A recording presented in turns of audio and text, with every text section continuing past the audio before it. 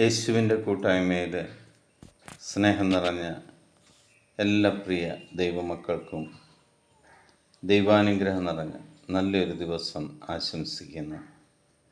ഇന്ന് നമ്മൾ ശ്രവിക്കുന്ന തിരുവചന ഭാഗം സഫാനിയായുടെ പുസ്തകം 3-ാം അധ്യായം 17-ാം തിരുവചനം.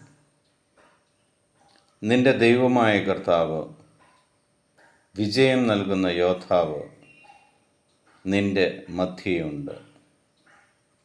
ആമേൻ ചൊല്ലി നമുക്ക് ഈ വചനം ഏറ്റെടുക്കാം.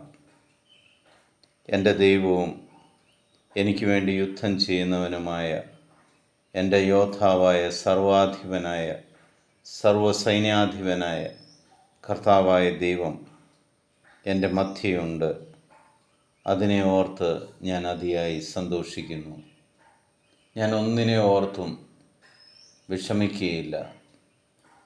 ഒരു ദുഷ്ടനും എൻ്റെ മേൽ വിജയം വരിക്കുകയില്ല. കാരണം എൻ്റെ ദൈവം എൻ്റെ കൂടെയുണ്ട്. ആ വിശ്വാസം നമ്മുടെ ഹൃദയങ്ങളിൽ ആഴത്തിൽ നമുക്ക് ഉറപ്പിക്കാം. എനിക്ക് എന്തെല്ലാം ലഭിച്ചിട്ടുണ്ടോ, എന്തെല്ലാം ലഭിച്ചുകൊണ്ടിരിക്കുന്നോ, അതെല്ലാം ദൈവകൃപയാൽ ലഭിക്കുന്നതാണെന്നും ദൈവമാണ് എന്നെ പരിപാലിക്കുന്നതെന്നും ദൈവത്തിൻ്റെ സഹായം കൂടാതെ എനിക്കൊന്നും ചെയ്യുവാൻ സാധിക്കുകയില്ല എന്നും ഉള്ള വിശ്വാസം.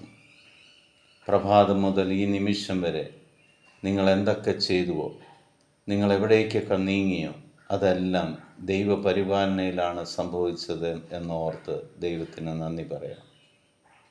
ദൈവകരം നിന്നെ താങ്ങി നടത്തിയതാണ്.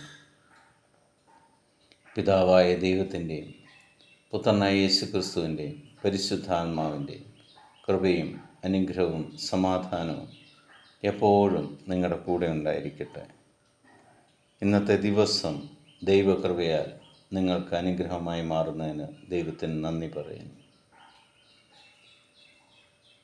നിങ്ങളുടെ മക്കളെ ദൈവം സമൃദ്ധമായിട്ട് അനുഗ്രഹിക്കുന്നതിന് ദൈവത്തിന് നന്ദി പറയാം. ലോകസമാധാനം തിരികെ കിട്ടിയതിന് നന്ദി പറയാം. യുദ്ധങ്ങൾ ഒഴിവായതിന് നന്ദി പറയാം. ഈ ലോകത്തിലെ 830 കോടിയിലധികം വരുന്ന എല്ലാ മക്കളെയും ദൈവത്തിൻ്റെ തിരുഹൃദയത്തിൽ സമർപ്പിക്കുവാൻ അവസരം ലഭിച്ചതിന് നന്ദി പറയാം. എൻ്റെ കർത്താവും രക്ഷകനും നാഥനും സർവാധിപനും സർവശക്തനും ഏകകർത്താവുമായ യേശു ക്രിസ്തുവിൻ്റെ സമാധാനം സന്തോഷത്തോടുകൂടി നിങ്ങൾക്ക് ഞാൻ പങ്കുവയ്ക്കുന്നു. ഈശോ മിശിഹായ്ക്ക് സ്തുതിയായിരിക്കട്ടെ.